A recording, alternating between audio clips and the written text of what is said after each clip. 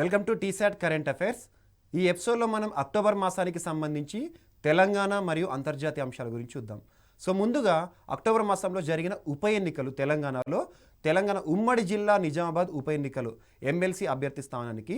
So Telangana రాష్ట్రానికి సంబంధించి మనకు కవిత గారు నిలబడడం జరిగింది. అక్టోబర్ 9న జరిగిన ఉప ఎన్నికల్లో 100% పోలింగ్ అనేది నమోదు జరిగింది. ఈ ఉప ఎన్నికల్లో దాదాపుగా 824 ఓట్లకు గాను 821 మంది నేరుగా పోలింగ్ కేంద్రానికి వచ్చేసి ఓటు హక్కును వినియోగించుకున్నారు. మరియు కొంతమంది 3 ఓట్లు పోస్టల్ బ్యాలెట్ ద్వారా వినియోగించుకోవడం జరిగింది. మరియు ప్రస్తుతం కోవిడ్-19 పరిస్థితుల దృష్ట్యా దాదాపు కోవిడ్-19 నిబంధనలు పాటిస్తూ ఎవరైతే కోవిడ్-19 పాజిటివ్ కేసెస్ వారు ఉంటారో ఈ ఎన్నికల్లో ఓటు హక్కును వినియోగించుకోవడానికి చివరి గంట వారి కోసం ప్రత్యేకంగా కేటాయించడం జరిగింది. సో ఈ ఉప ఎన్నికల్లో ఎమ్మెల్సీ అభ్యర్థిగా ఉప ఎన్నికల్లో మనకి కల్వకుంట్ల కవిత గారు గెలుపొందడం జరిగింది. So most important Telangana Rashtriya అంశాల్లో ఇటీవల స్థానిక సంస్థలకు జరిగిన ఉమ్మడి జిల్లా నిజామాబాద్ ఉమ్మడి జిల్లా ఉప ఎన్నికల్లో ఎవరు గెలిచారు అంటారు. సో కవిత గారు. అండ్ బతుకమ్మ చీరలకు సంబంధించి తెలంగాణ సాంప్రదాయంలో మోస్ట్ ఇంపార్టెంట్ మనకు బతుకమ్మ పండుగ. అలాంటి బతుకమ్మ పండుగను దృష్టిలో ఉంచుకొని ప్రతి ఏటా కూడా తెలంగాణ రాష్ట్ర ప్రభుత్వం బతుకమ్మ చీరలను మన ఆడపడుచులకు ఇవ్వడం జరుగుతుంది. అందులో భాగంగా ఈ సంవత్సరం 2020 సంవత్సరం కూడా ప్రస్తుతం కోవిడ్-19 పరిస్థితుల దృష్ట్యా దాదాపు రాష్ట్ర ప్రభుత్వం చాలా వరకు భద్రతా సంబంధిత అంశాలను దృష్టిలో ఉంచుకొని కోవిడ్-19 నిబంధనలు పాటిస్తూ బతుకమ్మ చీరలను పంపిణీ చేయడం జరిగింది. అక్టోబర్ 17వ తేదీన ఈ బతుకమ్మ చీరల యొక్క మన పంపిణీ కార్యక్రమాన్ని ప్రారంభించడం జరిగింది. అక్టోబర్ 15న మనకి తెలంగాణ రాష్ట్ర వ్యాప్తంగా కూడా బతుకమ్మ పండుగను దృష్టిలో ఉంచుకొని మరియు రాష్ట్ర వ్యాప్తంగా కూడా ప్రారంభమైన బతుకమ్మ చీరల పంపిణీ కార్యక్రమము 98.5 లక్షల చీరలు ఈ సంవత్సరం పంచిపెట్టడం జరిగింది. అందులో గ్రామ కార్యదర్శులు, రేషన్ షాప్ డీలర్స్ మరియు SERP society for elimination of rural poverty మరియు మెఫ్మా మహిళా సంఘాల ద్వారా ఈ బతుకమ్మ చీరల పంపిణీ అనేది చేయడం జరిగింది. దాదాపు ఈ సంవత్సరం బతుకమ్మ చీరల ప్రత్యేకత ఏంటంటే 287 రకాల చీరలు, రకరకాల డిజైన్ల చీరలను బతుకమ్మ చీరలు పంపిణీ చేయడం జరిగింది. సో మోస్ట్ ఇంపార్టెంట్ తెలంగాణ రాష్ట్ర వ్యాప్తంగా 2020 సంవత్సరం బతుకమ్మ చీరలకు సంబంధించి ఎన్ని డిజైన్లో చీరలు రూపొందించడం జరిగింది అంటారు. ఏ తేదీన ప్రారంభమైంది అంటారు అక్టోబర్ 9. మరియు ఏ తేదీన బతుకమ్మ పండుగను దృష్టిలో ఉంచుకొని అంటే అక్టోబర్ 17వ తేదీ. నల్లమల ఆమ్రాబాద్ అడవుల్లో యురేనియం తవ్వకాలకి సంబంధించి ఇటీవల కొన్ని సర్వేలు అనేవి తరచూ మనం చూస్తున్నాం. రాష్ట్ర వ్యాప్తంగా కూడా చాలామంది సేవ్ నల్లమల ఉద్యమాన్ని కూడా జరిపారు. వీటన్నిటిని దృష్టిలో ఉంచుకొని పర్యావరణానికి చాలా వరకు ప్రమాదకరంగా మారుతుంది ఈ యురేనియం నిల్వలకు సంబంధించి సర్వే నిర్వహిస్తే అని చెప్పేసి ఇటీవల తెలంగాణ రాష్ట్ర ప్రభుత్వం తెలంగాణ అటవీ శాఖ మంత్రి ఆధ్వర్యంలో ఇంద్రకరణ్ రెడ్డి, ప్రస్తుతం ఎవరు తెలంగాణ అటవీ శాఖ మంత్రి గారు ఇంద్రకరణ్ రెడ్డి గారి ఆధ్వర్యంలో ఇటీవల రాష్ట్ర వన్యప్రాణి మండలి తెలంగాణకి సంబంధించి యురేనియం తవ్వకాలకి ఎట్టి పరిస్థితిలో కూడా ఆమోదముద్ర వేయదు ప్రభుత్వం అని చెప్పేసి తేల్చెప్పడం జరిగింది. ఎవరికి అంటారు? అటామిక్ మినరల్ డైరెక్టరేట్ అనే సంస్థకి. ఎందుకంటే భారతదేశంలో అటామిక్ మినరల్ డైరెక్టరేట్ సంస్థనే యురేనియం నిల్వలకు సంబంధించి సర్వేలు చేయడం కానివ్వండి, ఆ ప్రాంతాల్లో తవ్వకాలు జరపడం కానివ్వండి. ప్రస్తుతం నల్లమల అడవులు అన్నీ కూడా చాలా వరకు తెగలకు సంబంధించి ట్రైబల్ రీజన్స్ మరియు అట్ ద సేమ్ టైం మనకు కృష్ణానది పరివాహిక ప్రాంతంలో ఉన్న నల్లమలకు సంబంధించి నీటి కాలుష్యం కూడా జరిగే అవకాశాలు ఉన్నాయని చెప్పేసి వీటన్ని కూడా తెలంగాణ ప్రభుత్వం ఆమోదముద్ర వేయడం లేదు. అండ్ టీసాట్ మరియు టాటా స్కై మధ్యలో అక్టోబర్ మాసంలో నిలిచిన ఒప్పందం మోస్ట్ ఇంపార్టెంట్. తెలంగాణ రాష్ట్ర వ్యాప్తంగా మనం చూస్తున్నాం ప్రస్తుతం కోవిడ్-19 పరిస్థితులు మాత్రమే కాకుండా రాష్ట్ర వ్యాప్తంగా కూడా గత కొద్ది సంవత్సరాలుగా పోటీ పరీక్షలకు ప్రిపేర్ అయ్యే అభ్యర్థులకు మరియు అకాడమిక్ విద్యకు సంబంధించి ప్రతి కార్యక్రమాన్ని కూడా టీసాట్ ప్రసారం చేయడం జరుగుతుంది. అందులో భాగంగా లాస్ట్ మంత్లో మనం టీసాట్ ఎయిర్టెల్ డిటిహెచ్తో ఒప్పందం కుదుర్చుకోవడం జరిగింది. ఈ మంత్ అక్టోబర్ మాసంలో మరికొంతమందికి కూడా టీసాట్ నెట్వర్క్ ప్రోగ్రామ్స్ అనేవి విద్య మరియు నిపుణ ఛానళ్ళ ద్వారా ఈ కార్యక్రమాలందరికీ కూడా దక్కాలి, చూడాలి అనే ఉద్దేశంతో మరొక ఒప్పందం వార్త నిలిచింది టాటా స్కైతో. సో దీనికి సంబంధించి ముఖ్యంగా CEO గారు శైలేష్ రెడ్డి గారి ప్రోత్సాహం అనేది ఈరోజు ఈ ఒప్పందంలో చాలా కీలకంగా గుర్తించవచ్చు. సో దాదాపు మనకి టాటా స్కై ప్రోగ్రామ్స్లో 1479 మరియు 1480 ఛానల్స్లో ఈ ప్రసారాలు అనేవి జరుగుతున్నాయి. అండ్ తెలంగాణ మరియు BSE మధ్య కుదిరిన ఒప్పందం Bombay stock exchange. So Bombay stock exchange అనగానే షేర్ మార్కెట్కి సంబంధించి చాలా ఇంపార్టెంట్. సో అలా షేర్ మార్కెట్కి సంబంధించి బాంబే స్టాక్ ఎక్స్చేంజ్లో లిస్టెడ్ కంపెనీస్ అనేవి ఉంటాయి. అలాంటి లిస్టెడ్ కంపెనీస్లో స్టార్టప్ కంపెనీలు ఇప్పుడే తెలంగాణ రాష్ట్ర వ్యాప్తంగా మనం చూస్తున్నాం. టీ హబ్ ప్రోగ్రాం ద్వారా చాలా వరకు అంకుర పరిశ్రమలకి ప్రోత్సహిస్తుంది ప్రభుత్వం.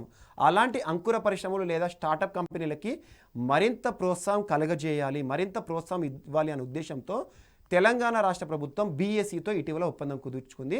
సో ఇదొకటి కూడా ఇంపార్టెంట్. దీని ద్వారా జరిగే లబ్ధి ఏంటంటే ఈ స్టార్టప్ కంపెనీలు అన్నిటికీ కూడా రుణాలు దొరకడం కానివ్వండి, మరియు ప్రత్యేక గుర్తింపు దక్కడం కానివ్వండి జరుగుతాయి.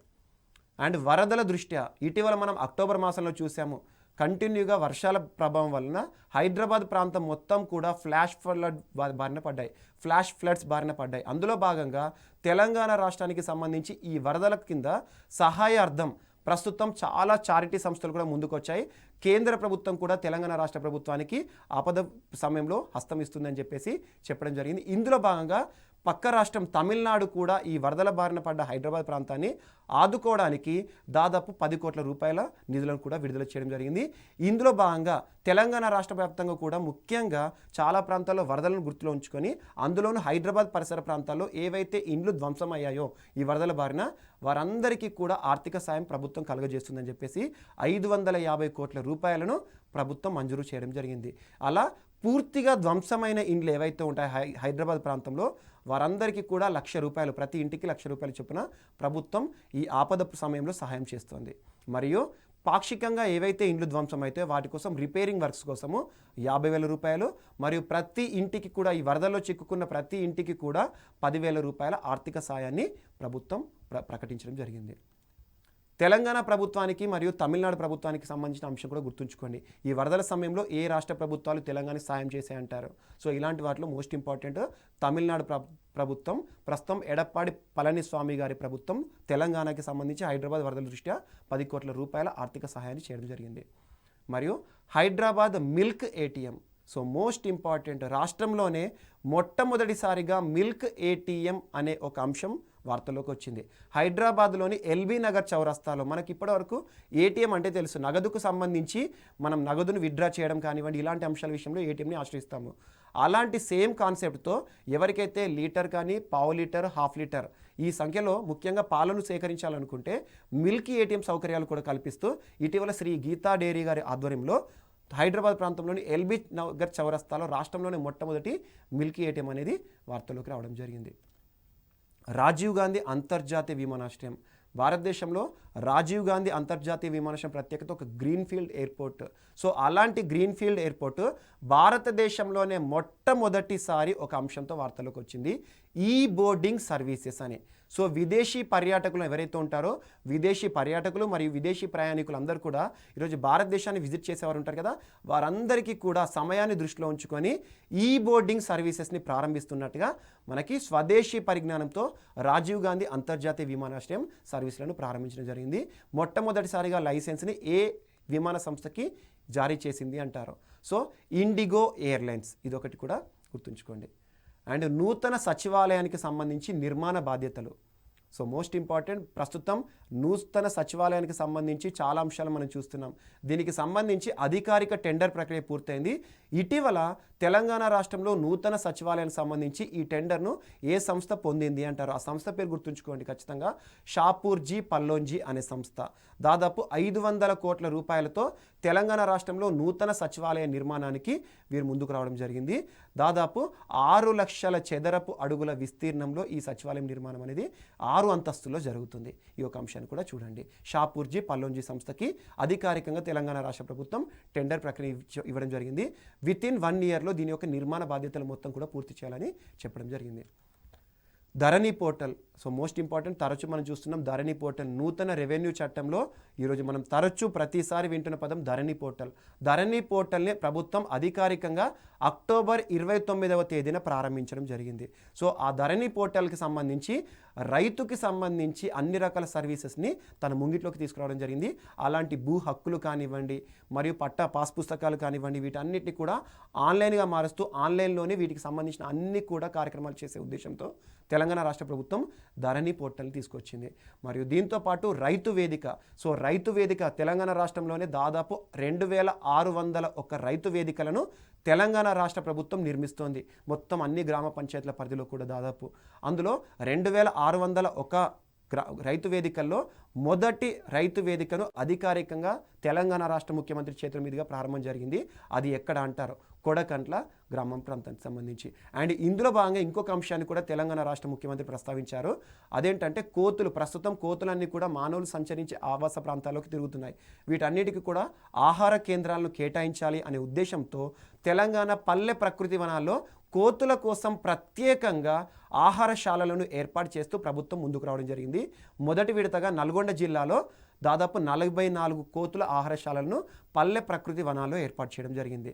మరియు ఇంకొక అంశం ఇక్కడే యాడ్ చేసుకోండి.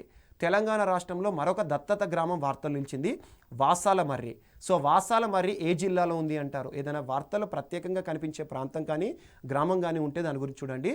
యాదాద్రి భువనగిరి జిల్లా తుర్కపల్లి మండలంలో ఉన్న వాసాలమర్రి గ్రామాన్ని తెలంగాణ రాష్ట్ర ముఖ్యమంత్రి దత్తత తీసుకున్నారు కేసీఆర్ గారు. దీన్ని కూడా మరొక ఎర్రవెల్లిగా తయారు చేస్తానని చెప్పేసి ఇటీవల కీలకమైన అంశాన్ని ప్రస్తావించారు. అందుకోసం మొదటి విడతగా 100 కోట్ల రూపాయలను కూడా విడుదల చేశారు. అండ్ నెక్స్ట్, తెలంగాణలో భారీ పెట్టుబడులు. ఇటీవల కాలంలో తెలంగాణలో ఇన్వెస్ట్మెంట్ పరంగా చాలా అంశాలు మనం చూస్తున్నాం. అందులో ఈ అక్టోబర్ మాసంలో 2 ప్రముఖ సంస్థలు తెలంగాణలో దాదాపు 700 కోట్ల పెట్టుబడులను పెట్టబోతున్నాయి. అందులో మోస్ట్ ఇంపార్టెంట్ సంస్థ పేరు Laurus labs, second granules India. Laurus labs దాదాపు 300 కోట్ల రూపాయలను జీనోమ్ వ్యాలీలో పెట్టుబడులు పెట్టబోతోంది. మరియు గ్రాన్యూల్స్ ఇండియా 400 కోట్ల రూపాయలు. మొత్తంగా చూస్తే మనకు 700 కోట్ల రూపాయలను అక్టోబర్ మాసంలో జీనోమ్ వ్యాలీలో పెట్టుబడుల కింద మనం కన్సిడర్ చేయవచ్చు. తెలంగాణ రాష్ట్రంలో ఇది ఒక అద్భుతమైన ఒక నూతన ఉపాధి కింద కూడా చూడొచ్చు. అంతర్జాతీయ అంశాలను చూద్దాము. స్పేస్ ఎక్స్ కార్గో రాకెట్ ఇటీవల వార్తల్లో నిలిచింది. స్పేస్ ఎక్స్ సంస్థ చాలా ప్రముఖ సంస్థ, ప్రపంచవ్యాప్తంగా కూడా చాలా గుర్తింపు పొందింది. ప్రపంచంలోనే మొట్టమొదటిసారి ఒక ప్రైవేట్ రాకెట్ ద్వారా వ్యోమగాములను అంతరిక్షంలోకి పంపించి మే నెల చివరిలో వార్తలకు ఎక్కిన సంస్థ ఎలాన్ మస్క్కి సంబంధించి మరొకసారి అక్టోబర్లో వార్తలు నిలిచింది. ఇటీవల అమెరికా సైన్యం సంబంధించి అమెరికా సైన్యము ఒప్పందం చేసుకుంది స్పేస్ ఎక్స్ సంస్థతో. ఏంటంటే వేరే ఏదైనా దేశాలకు ఈరోజు అమెరికా అనే దేశము చాలా దేశాలకు ఆయుధాలను ఎగుమతి చేస్తుంది. అందులో భాగంగా ఆయుధ ఎగుమతిలో భాగంగా ప్రత్యేక విమానాలు, కార్గో విమానాలు ఉన్నాయి ఇప్పటివరకు అమెరికాకి. అలాంటి విమానాల ద్వారా గమ్యస్థానానికి ఈ ఆయుధాలను సరఫరా చేయాలి, రవాణా చేయాలంటే చాలా సమయంతో కూడుకొని ఉంటుంది. ఇందులో భాగంగా నూతనమైన ఒక అంశం ఏంటంటే స్పేస్ ఎక్స్ సంస్థ అధునాతన రాకెట్లను తయారు చేస్తుంది. ప్రపంచంలోని ఏ ప్రాంతానికైనా కూడా గంట లోపలే చేరుకునే విధంగా అత్యధిక స్పీడ్తో వెళ్ళేసి ఆయుధాలని అక్కడ ప్రాంతంలో దిగుమతి చేసే ఉద్దేశంతో తీసుకురావడం జరుగుతుంది. అలా మొదటి విడతగా ఆఫ్ఘనిస్తాన్ ప్రాంతాన్ని టార్గెట్ చేయడం జరిగింది. ఆఫ్ఘనిస్తాన్కి కావాల్సిన ఆయుధాలను ఎగుమతి చేస్తాము, వితిన్ గంటలోనే ఈ రాకెట్ ద్వారా పంపిస్తామని చెప్పేసి స్పేస్ ఎక్స్ సంస్థ వార్తలు నిలిచింది. International conference on mental health looking beyond COVID-19. Most important, ఇది ఒక ఇంటర్నేషనల్ కాన్ఫరెన్స్. సామాజిక న్యాయం మరియు సాధికారత మంత్రిత్వ శాఖ వారి ఆధ్వర్యంలో ఈ కాన్ఫరెన్స్ అనేది వార్తలు ఇచ్చింది. ప్రస్తుతం ఎవరు, తావర్చంద్ గెహ్లాట్ గారు కేంద్ర మంత్రిగా ఉన్నారు. పోస్ట్ COVID-19, ఇది ఏదైతే COVID-19 సంబంధించిన అంశం ఉందో ఇది ఏ సంస్థల పరిధిలో ఈ కాన్ఫరెన్స్ అనేది వార్తలోకి వచ్చింది అంటారు. Department of empowerment of persons with disability, భారతదేశంలో దివ్యాంగులకి సంబంధించి అత్యున్నత సంస్థ ఇది. మరియు దాంతోపాటు యూనివర్సిటీ ఆఫ్ మెల్బోర్న్ సంయుక్తంగా నిర్వహించడం జరిగింది. ఇది COVID-19 పరిస్థితుల కాలంలో మెంటల్ హెల్త్ సంబంధిత అంశాలపై ప్రపంచవ్యాప్తంగా అవగాహన కలిగించడానికి కొన్ని నూతన అంశాలతో ఒక కాన్ఫరెన్స్ అనేది వార్తల్లో నిలిచింది. And commitment to reducing inequality index. Inequality index అంటున్నాను, అసమానత్వ సూచి. అసమానత్వాలను తగ్గించడానికి ఏ దేశము ఏ రకంగా ప్రయత్నిస్తున్నాయని చెప్పేసి ప్రపంచ దేశాలన్నింటినీ కూడా కన్సిడర్ చేసేసి ఒక సూచి అనేది వార్తలు నిలిచింది. మొత్తం ప్రపంచంలో దాదాపు 158 దేశాలు, అన్ని దేశాలను కాదు, కేవలం 158 దేశాలను కన్సిడర్ చేశారు.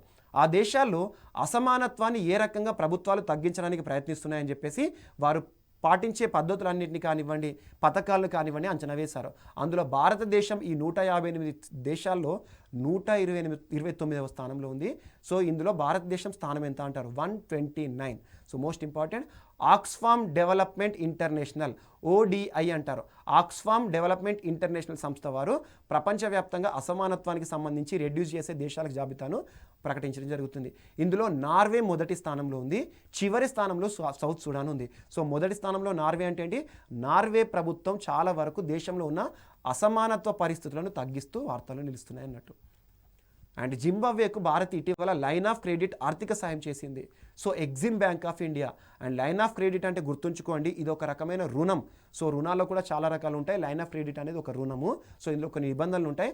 అలా US$ దాదాపు $310 మిలియన్ భారతదేశం తరపున ఎగ్జిమ్ బ్యాంక్ నుండి లైన్ ఆఫ్ క్రెడిట్ కింద జింబాబ్వేకి ఇవ్వడం జరిగింది. ఎందుకోసం అంటారు? ఏ అభివృద్ధి కార్యక్రమాల కోసం అంటారు? హ్వాంగే థర్మల్ పవర్ స్టేషన్ నిర్మాణం కోసం. హ్వాంగే థర్మల్ పవర్ స్టేషన్ ఎక్కడ ఉంది అంటారు? అది ఎక్కడ? జింబాబ్వేలో భారత్ మరియు జింబాబ్వే సంయుక్తంగా నిర్మిస్తున్న ఒక thermal station. International day for disaster reduction. So disaster reduction, విపత్తుని ఏ రకంగా తగ్గించాలి అనే అవగాహనను ప్రపంచ దేశాల్లో తీసుకురావడానికి ఒక అంతర్జాతీయ దినోత్సవం ఉంది. అది ప్రతి సంవత్సరం కూడా అక్టోబర్ 13 జరుపుకుంటాము. సో 1989 నుండి ఈ డే అనేది వార్తల్లోకి వస్తుంది. UNO నిర్వహిస్తుంది అధికారికంగా ప్రతి సంవత్సరం. ఒక్కొక్క థీమ్ ఒక్కొక్క సంవత్సరం ఇస్తుంది. థీమ్ అంటే ఏంటి? ఒక ప్రత్యేక అంశం ద్వారా ప్రత్యేక ఒక సెంటెన్స్ ఇచ్చేసి ప్రపంచవ్యాప్తంగా కూడా ప్రత్యేక అవగాహన తీసుకువచ్చే ఉద్దేశంతో. ఈ సంవత్సరం ఇచ్చిన థీమ్ ఏంటి అంటారు? It's all about governance. ఇదంతా పరిపాలనకు సంబంధించిన అంశం అని చెప్పేసి ఇతివృత్తం ఆధారంగా ఇటీవల international day for disaster reduction. ప్రస్తుతం మనం విపత్తు కాలంలో ఉన్నాం. ఆరోగ్యపరమైన విపత్తు, COVID-19 పరిస్థితుల కాలంలో ఈ డే గురించి గుర్తుంచుకోండి ఖచ్చితంగా. రేప్ చేస్తే ఉరిశిక్ష అనే అంశంతో బంగ్లాదేశ్ వార్తలు నిలిచింది అక్టోబర్ మాసానికి సంబంధించి. సో మనం ప్రస్తుతం ప్రపంచవ్యాప్తంగా, కేవలం ఇండియాలోనే కాదు, ప్రపంచవ్యాప్తంగా చాలా దేశాలు కూడా విమెన్ వయలేషన్ సంఘటనలు చూస్తున్నాయి. అందులో బంగ్లాదేశ్లో ఇటీవల చాలా వరకు మహిళలపైన రేప్ సంఘటనలు, అత్యాచార సంఘటనలు చూస్తున్నాం. అలాంటి అంశాలను దృష్టిలో ఉంచుకొని బంగ్లాదేశ్ ప్రభుత్వం ఇటీవల ప్రత్యేకంగా ఒక చట్టాన్ని తీసుకొచ్చింది.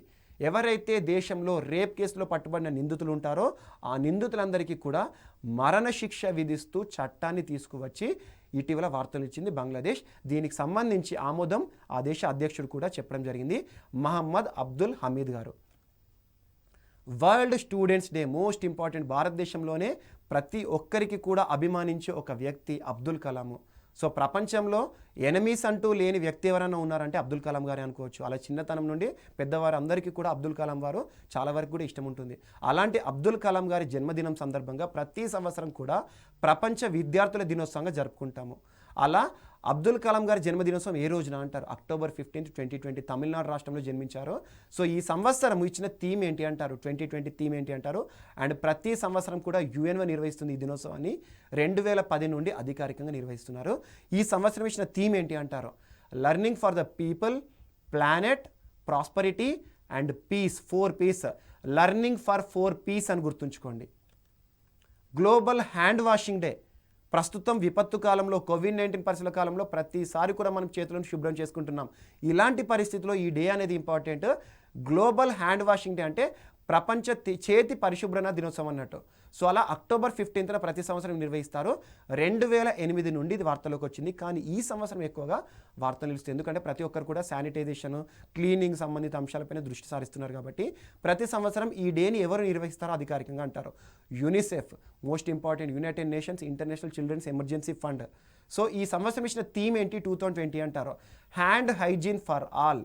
ఎప్పుడైనా ఏదైనా డే వార్తలు నిలిస్తే దానికి సంబంధించిన థీమ్ ఏంటి, ఎవరు నిర్వహిస్తారు, ఎప్పటి నుండి నిర్వహిస్తారు, ఇలాంటి అంశాలు ఖచ్చితంగా చూడండి. వరల్డ్ ఇంటర్నేషనల్ లేదా ఇంటర్నేషనల్ ప్రపంచ ఈ వ్యర్థ పదార్థాల దినోత్సవం. సో ఇంటర్నేషనల్ ఈ వేస్ట్ డే అన్న కూడా, వరల్డ్ ఈ వేస్ట్ డే అన్న కూడా ఒకటే. ప్రతి సంవత్సరం అక్టోబర్ 14వ తేదీన జరుపుకుంటాం. ఈరోజు ప్రపంచాన్ని పట్టి పీడిస్తున్న కాలుష్యాల్లో సాలిడ్ వేస్ట్ అనేది చాలా ఇంపార్టెంట్. అందులో ఈ వేస్ట్, మనం వాడి పారేసే ఎలక్ట్రానిక్ వస్తువులు కానివ్వండి, ఇవి చాలా వరకు, మరియు ప్లాస్టిక్ వేస్ట్ కూడా చాలా డేంజర్. ఇలాంటి వాటిపైన అవగాహన కల్పించడానికి ఒక ఈ వేస్ట్ డే అనేది వార్తలు నిలుస్తుంది. అక్టోబర్ 14 ప్రతి సంవత్సరం జరిపిస్తాము. సో ఏ సంస్థ నిర్వహిస్తుంది అంటారు? ఇది ఒక ప్రైవేట్ ఆర్గనైజేషన్, WEEE, VEEE అని గుర్తుంచుకోండి. దాని యొక్క ఫుల్ ఫామ్ ఏంటి అంటే waste electrical electronic equipment forum. ఈ సంవత్సరం ఇచ్చిన థీమ్ ఏంటి అంటారు? ఎడ్యుకేషన్. సో ఈ సంవత్సరం మనం 3rd ఈ వేస్ట్ డేని జరుపుకుంటాం. ఇది ఒక ప్రపంచవ్యాప్తంగా జరుపుకునే అంతర్జాతీయ దినోత్సవం. వరల్డ్ ఫుడ్ డే, ఆహారానికి సంబంధించిన దినోత్సవం, మోస్ట్ ఇంపార్టెంట్. ప్రపంచ ఆహార దినోత్సవం ఇటీవల మనం చూస్తున్నాం. ఆహార దినోత్సవానికి సంబంధించి 16th అక్టోబర్ ప్రతి సంవత్సరం కూడా ఆహార దినోత్సవాన్ని మనం జరుపుకుంటాం. ఈ సంవత్సరం ఇచ్చిన థీమ్ ఏంటి అంటారు? Grow, nourish, sustain, together our actions are our future అనే ఇతివృత్తం ఆధారంగా చోటు చేసుకోవడం జరిగింది. FAO 75 years food and agriculture organisation 75 సంవత్సరాల వసంతాలు ఈ సంవత్సరంతో మనకి చూస్తున్నాం. 75th anniversary of FAO food and agriculture organisation. Headquarter వచ్చేసి రోమ్. ఈ సందర్భంగా భారత ప్రభుత్వము FAO జ్ఞాపకార్థం 75 రూపాయల నాణాన్ని కూడా విడుదల చేసింది. Most important. And international day for the eradication of poverty. So ఆహార దినోత్సవం తర్వాత వచ్చే నెక్స్ట్ డేనే పావర్టీకి సంబంధించి ప్రతి సంవత్సరం అక్టోబర్ 17వ తేదీన జరుపుకుంటాము. అలా ఈ సంవత్సరం ఇచ్చిన థీమ్ ఏంటి అంటారు? ప్రతి సంవత్సరం ఐక్యరాజ్య సమితి ఆధ్వర్యంలో ఒక థీమ్ అనేది వార్తలోకి వస్తుంది. దీన్ని అధికారికంగా నిర్వహించే సంస్థ ఐక్యరాజ్య సమితి. సో ప్రపంచ పేదరిక నిర్మూలన దినోత్సవం అన్నట్టు. ఈ సంవత్సరం ఇచ్చిన theme acting together to achieve social and environmental justice for all.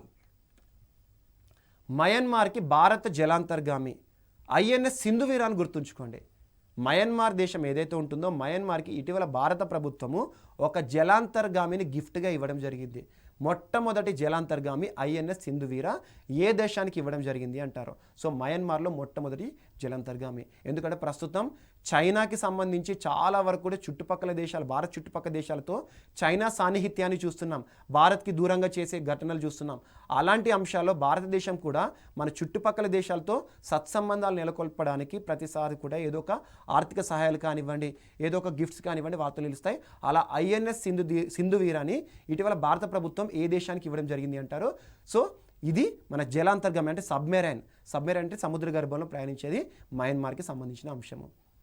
థాయిలాండ్లో అత్యవసర పరిస్థితి. ఇటీవల థాయిలాండ్లో ముఖ్యంగా బ్యాంకాక్ సిటీలో థాయిలాండ్ ప్రభుత్వం ఇటీవల అత్యవసర పరిస్థితిని విధించింది. ఎందుకంటే థాయిలాండ్ ప్రభుత్వానికి వ్యతిరేకంగా దేశవ్యాప్త ఆందోళనలు ప్రజలు జరుపుతున్నారు.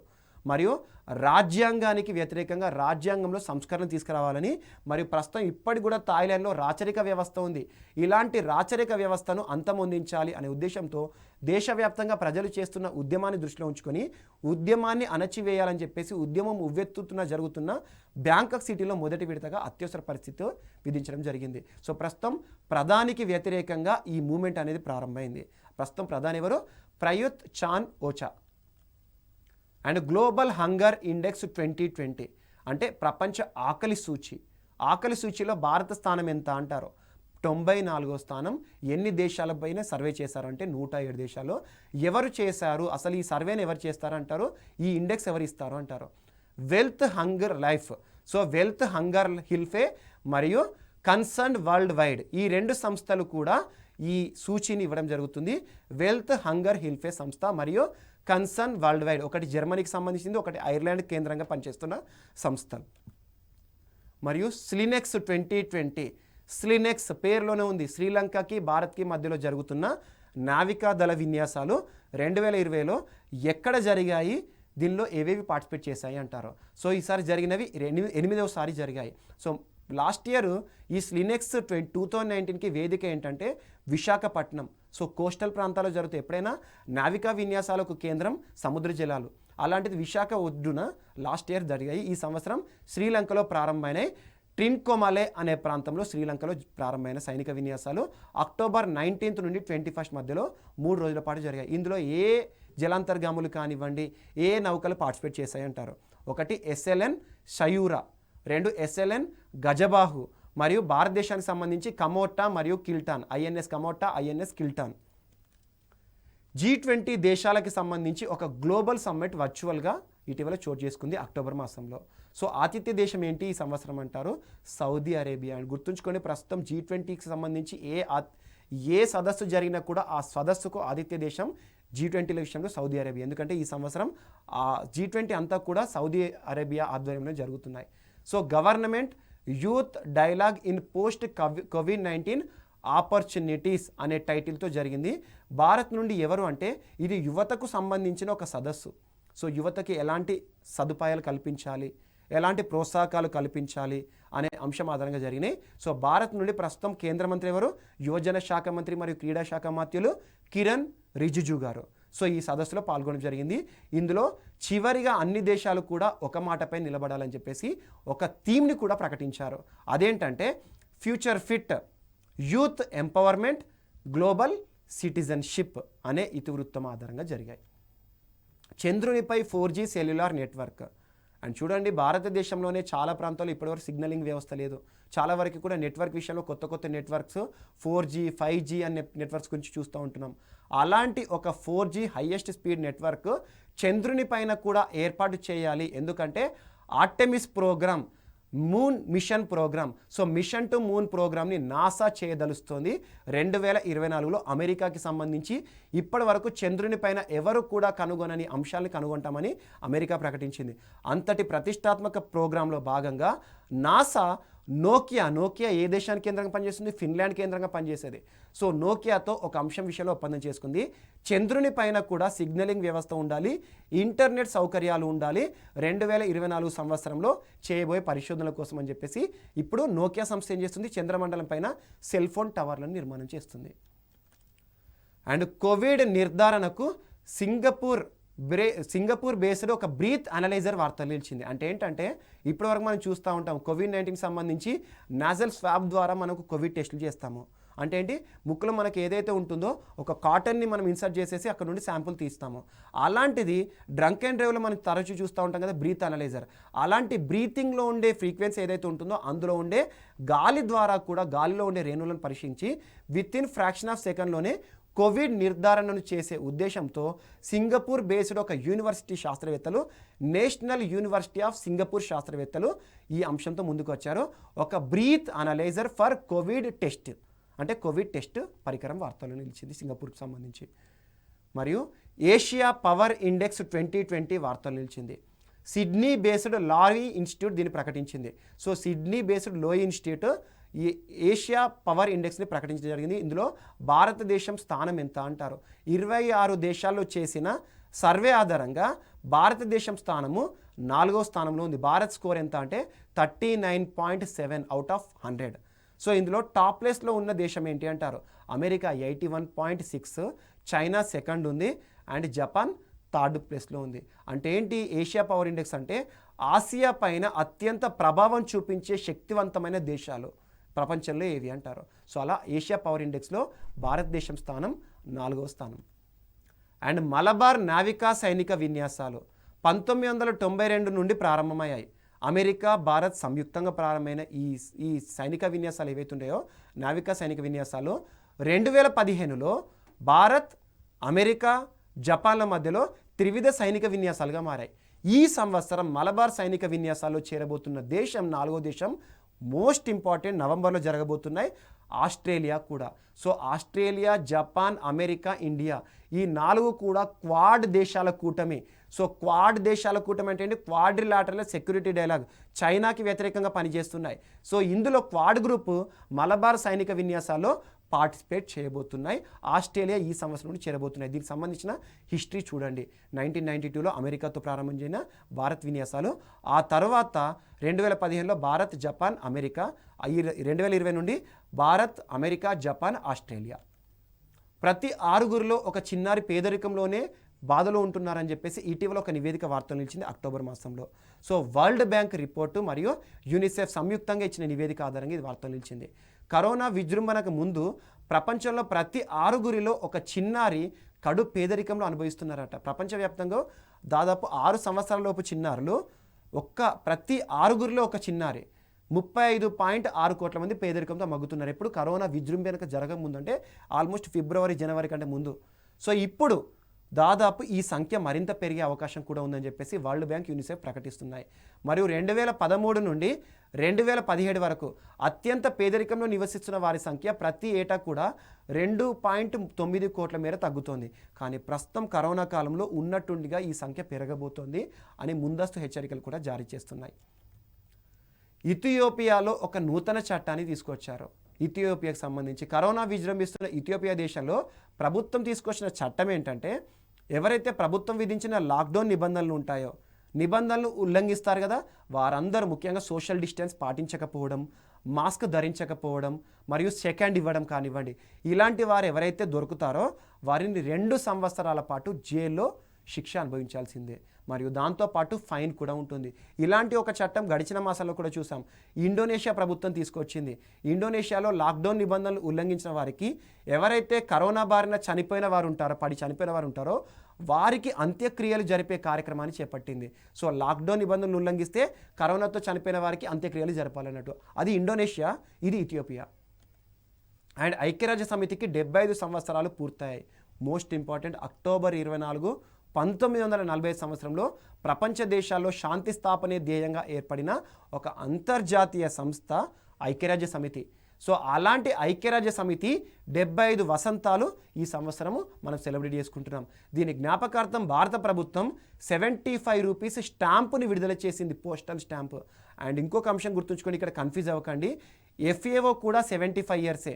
FAO జ్ఞాపకార్థమేమో 75 rupees coin. ఐక్యరాజ్య సమితి విషయంలో 75 రూపీస్ పోస్టల్ స్టాంప్. నెక్స్ట్, సకరోవ్ పురస్కారం. సకరోవ్ పురస్కారం వార్తలు నిలిచింది అక్టోబర్ మాసానికి సంబంధించి. బెలారస్ అధ్యక్షుడి వ్యతిరేకంగా, బెలారస్ అధ్యక్షుడు ఎవరు ప్రస్తుతం? Alexander Lukashenko. ఇటీవల జరిగిన బెలారస్ ఎన్నికల్లో అధ్యక్షుడు రిగ్గింగ్ ద్వారా దొంగ ఓట్లతో గెలిచాడని చెప్పేసి దేశవ్యాప్తంగా కూడా ఆందోళన చేస్తున్నారు ప్రజలందరూ కూడా. అలా బెలారస్ దేశంలో ప్రజలు చేస్తున్న ప్రభుత్వ వ్యతిరేక ఉద్యమానికి సకరోవ్ పురస్కారం దక్కింది. అసలు సకరోవ్ పురస్కారాన్ని ఎవరిస్తారు అంటారు? European parliament. ఎల్లో డస్ట్ కారణంగా ఉత్తర కొరియాలో లాక్డౌన్. ఎల్లో డస్ట్ అంటున్నానంటే పసుపు రంగులో ఉండే దుమ్ము ధూళి కణాలు. ఎల్లో డస్ట్ కారణంగా ఇబ్బంది పడుతున్న దేశం ప్రస్తుతం ఉత్తర కొరియా. ఉత్తర కొరియా అనగానే కిమ్ జాంగ్ ఉన్ గుర్తుకు రావాలి. సో ఇటీవల ఉత్తర కొరియా విషయంలో కరోనా సంబంధిత అంశాల్లో చాలా కట్టుదిట్టమైన భద్రతలు చేపడుతున్నారు. అలాంటి అంశాల్లో చైనా, మంగోలియా ప్రాంతాల నుండి వీచే దట్టమైన గాలి ఏవైతే ఉంటాయో, మంగోలియా ఎడరిపైగా ఎల్లో డస్ట్ ద్వారా కూడా ఇటీవల అసలే WHO కూడా చెప్పింది గాలి ద్వారా కూడా కరోనా విజృంభించే అవకాశం ఉందని. సో అలాంటి ఎల్లో డస్ట్ ద్వారా ఉత్తర కొరియాలో కరోనా విజృంభణ జరిగే ప్రమాదం ఉందని చెప్పేసి దేశంలో లాక్డౌన్ విధించారు. ఎవరు కూడా ప్రజలు రోడ్లపైకి రాకూడదని చెప్పేసి అక్టోబర్ మాసంలో కొన్ని కీలకమైన గైడ్లైన్స్ జారీ చేశారు. మరియు IMFలో 190వ దేశంగా చేరిన దేశం ఏది అంటారు అక్టోబర్ మాసంలో? మోస్ట్ ఇంపార్టెంట్ అంటే చివరి దేశం, IMFలో చేరిన చివరి దేశం ఆండోర్రా. సో ఆండోర్రా దేశానికి సంబంధించిన అంశం. ఆండోర్రా ఏ ఖండంలో ఉంటుంది అంటారు? యూరోప్లో ఉండే ఒక మైక్రోస్టేట్. మైక్రోస్టేట్ అంటే చాలా చిన్నగా, కనీసం ప్రపంచ పటంలో కూడా కనబడదు. కానీ యూరోప్ ఖండంలో ఉన్న లార్జెస్ట్ మైక్రోస్టేట్ ఆండోర్రా. అంటే అర్థం చేసుకోండి, లార్జెస్ట్ మైక్రోస్టేట్, మైక్రోస్టేట్లలోనే పెద్దది. ఆండోర్రా ఇంటర్నేషనల్ మానిటరీ ఫండ్లో చేరిన 190వ దేశంగా అక్టోబర్ మాసంలో వార్తలో నిలిచింది. ఈ ఆండోర్రా యొక్క ప్రదేశం ఎక్కడ ఉంటుంది అంటే ప్రపంచ పటంలో ఫ్రాన్స్ మరియు స్పెయిన్ మధ్యలో ఉంటుంది. దాదాపు ఆ ప్రాంతంలో ఎక్కువ పైరనీస్ గురించి చాలా బిట్లు పడుతున్నాయి ఎగ్జామ్లో. FATF financial action task force money laundering మరియు టెర్రరిజంకి సంబంధించి ప్రపంచవ్యాప్తంగా కూడా గ్రే లిస్ట్, బ్లాక్ లిస్ట్ అని చెప్పేసి జాబితాలు విడుదల చేస్తుంది. గ్రే లిస్ట్, బ్లాక్ లిస్ట్లో ఏదైనా దేశం కనుక స్థానం పొందితే వారికి ప్రపంచ బ్యాంకు నుండి కానివ్వండి, IMF నుండి కానివ్వండి రుణాలు దక్కవు. అంటే ఈ లిస్టులో స్థానం పొందకూడదు. అంటే టెర్రరిజాన్ని ప్రేరేపించే దేశాలు కానివ్వండి, టెర్రరిజాన్ని ప్రోత్సహించే దేశాలు, మనీ లాండరింగ్కి ప్రోత్సహించే దేశాలను ఈ జాబితాలో ఉంటాయి. అలా 2018లో FATF పాకిస్తాన్ని గ్రే లిస్టులో చేర్చింది. అక్టోబర్ మాసంలో మరొకసారి పాకిస్తాన్ని గ్రే లిస్టులోనే కొనసాగిస్తున్నట్టు FATF ప్రకటించింది. ఉపాధ్యాయుల గౌరవానికి ఇచ్చే విషయంలో ర్యాంకులు వార్తలు నిలిచాయి. మోస్ట్ ఇంపార్టెంట్, అత్యధికంగా ఏ దేశంలో ఉపాధ్యాయులకు ఉన్నత గౌరవం దక్కుతుంది అంటారు? ఉపాధ్యాయులకు దక్కే గౌరవం విషయంలో ప్రపంచంలో టాప్ ప్లేస్ ఉన్న దేశం ఏది అంటారు? చైనా. సో మోస్ట్ ఇంపార్టెంట్, ఈ నివేదికను ఎవరిచ్చారు అంటే వార్కీ ఫౌండేషన్. బ్రిటన్ వేదికగా పనిచేస్తుంది వార్కీ ఫౌండేషన్. సో చైనా ఫస్ట్ ఉంది, Ghana second African, and Singapore third, Malaysia fourth, Canada fifth. ఆ తర్వాత ఉపాధ్యాయునికి ఇచ్చే గౌరవం విషయంలో భారతదేశం ఏ స్థానంలో ఉంది అంటే 6th ప్లేస్లో ఉంది. Blue moon most important. అసలు బ్లూ మూన్ అంటే కాన్సెప్ట్ ఏంటంటే ఒకటే గుర్తుంచుకోండి, బ్లూ మూన్ అంటే మూన్ బ్లూ రంగులో ఉండడం కాదు. సో బ్లూ మూన్ అంటే ఒక నెలలో 2వసారి వచ్చే పౌర్ణమిని, ఫుల్ మూన్ని బ్లూ మూన్ అంటాము. చాలా రేర్గా వస్తుంది, ఎందుకంటే అది రావాలంటే కొన్ని కండిషన్స్ ఉంటాయి. ఒక మంత్ పౌర్ణమి, ఫస్ట్ పౌర్ణమి ఫస్ట్ డేట్లో పడాలి లేదా సెకండ్ డేట్లో పడాలి. ఆ మంత్లో 31 డేస్ ఉండాలి.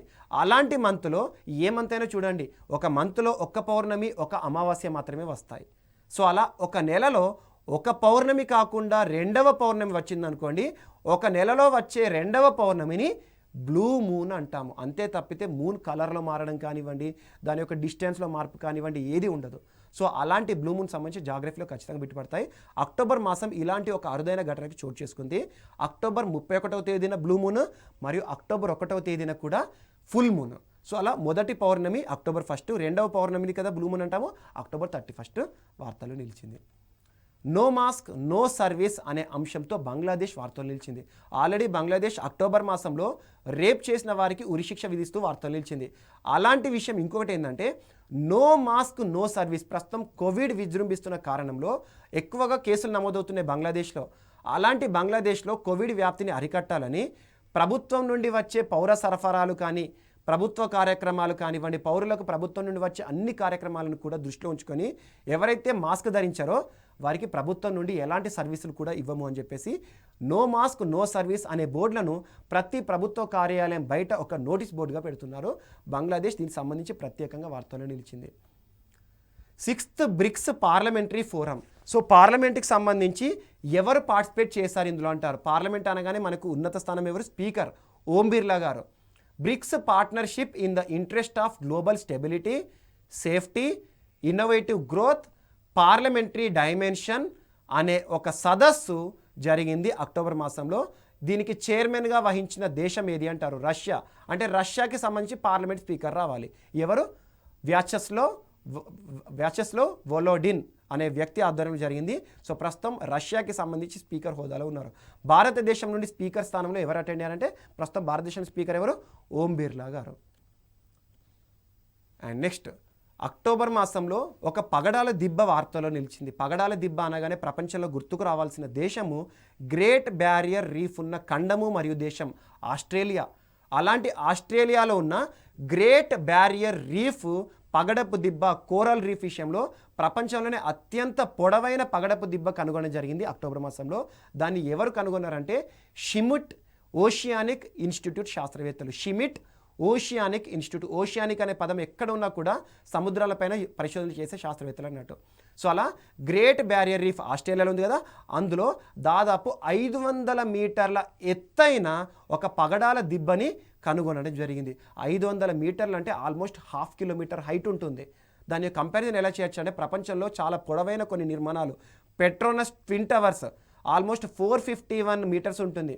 మరియు ఈఫిల్ టవర్, ఎవరైనా కూడా మనం ఎత్తును కనుక కంపేర్ చేయాలంటే ఈఫిల్ టవర్ని కన్సిడర్ చేస్తాం. ఈఫిల్ టవర్ ప్యారిస్లో ఉంది కదా, ఈఫిల్ టవర్ ఎత్తు మ్యాక్సిమం 350 మీటర్స్.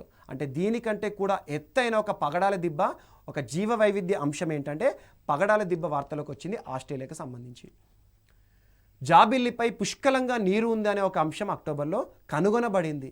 ఎవరు కనుగొనంటే సోఫియా ప్రోగ్రాంలో భాగంగా, మోస్ట్ ఇంపార్టెంట్ నాసా పరిశోధనలో భాగంగా, నాసా 2024లో మిషన్ టు మూన్ ప్రోగ్రాం భాగంగా చాలా అంశాలు వార్తలు నిలుస్తున్నాయి.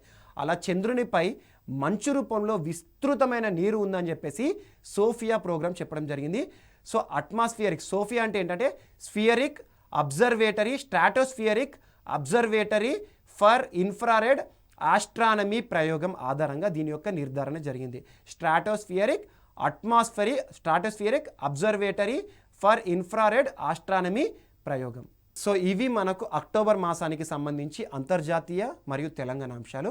మరికొన్ని అంశాలతో మనం వచ్చే ఎపిసోడ్లో కలుద్దాం. Thank you.